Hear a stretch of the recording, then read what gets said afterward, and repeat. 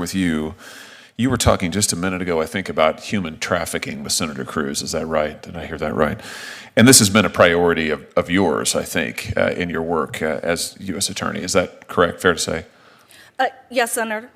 So you are on an advisory committee to the U.S. Attorney General, to Merrick Garland. Is that right? Yes. And you stated in your questionnaire that this advisory committee, and this is your quote, elevates the voices of U.S. attorneys and department policies. Have I got that right? Yes. And one of those policies is combating human trafficking, correct? Certainly. You have talked a lot about the importance of anti-trafficking efforts, and human trafficking, just so we're all clear, includes sex trafficking, of course, but also includes labor trafficking. Is that right? That's right, Senator. And you probably prosecuted some of these cases. Is that correct? I have been involved in allegations of forced labor. Yeah. Cases involving allegations of forced labor. Understood. So when we're talking about labor trafficking, we're also talking about kidnapping and human smuggling across the southern border. Is that right? Cases of forced labor can certainly involve those types of activities. So the New York Times reported just a month or two ago this fact, and I'm going to quote now from the Times: migrant smuggling on the U.S. southern border has evolved over the past 10 years from a scattered network of freelance coyotes into a multi-billion dollar, that's a billion with a B, multi-billion dollar international business controlled by organized crime, including some of Mexico's most violent drug cartels.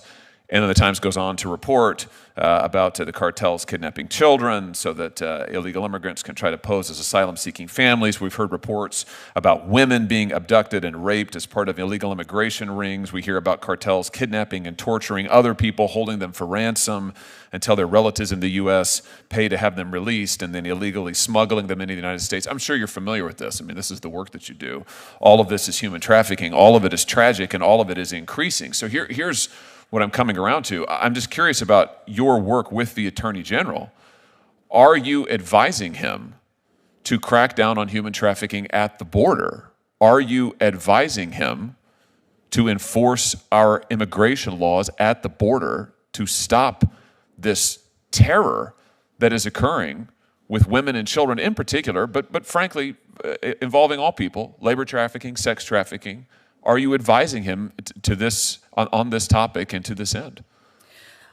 Senator Hawley, as a member of the Attorney General's Advisory Committee, I can speak to the fact that I'm on that and that we do, when asked, provide input of the United States Attorney's community positions on issues. Has he asked about this issue? Has he asked about, given your expertise? The chamber falls silent as the questions begin. A tense exchange unfolds, spotlighting one of the most pressing and devastating crises facing the nation today: human trafficking at the southern border. From forced labor to organized cartel exploitation, revelations emerge that shake the room and demand national attention. Today's video breaks down this gripping hearing, exposing the sharp questions, the unsettling answers, and the deeper implications for security, justice, and policy. Has he asked about, given your expertise in trafficking, has he asked about how to stop the crisis of labor trafficking and sex trafficking at our southern border? Well, certainly violent crime is a very high priority for the Department of Justice, and one that is frequently discussed.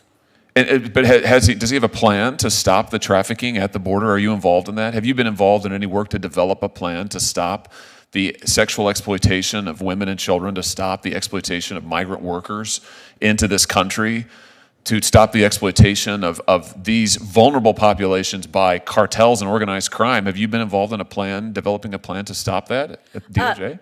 And Senator, the reason I just want to be careful that I'm speaking to what I can talk about publicly, but of course I can't speak to deliberative or work product.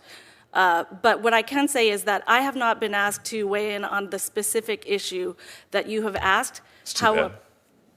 Go ahead.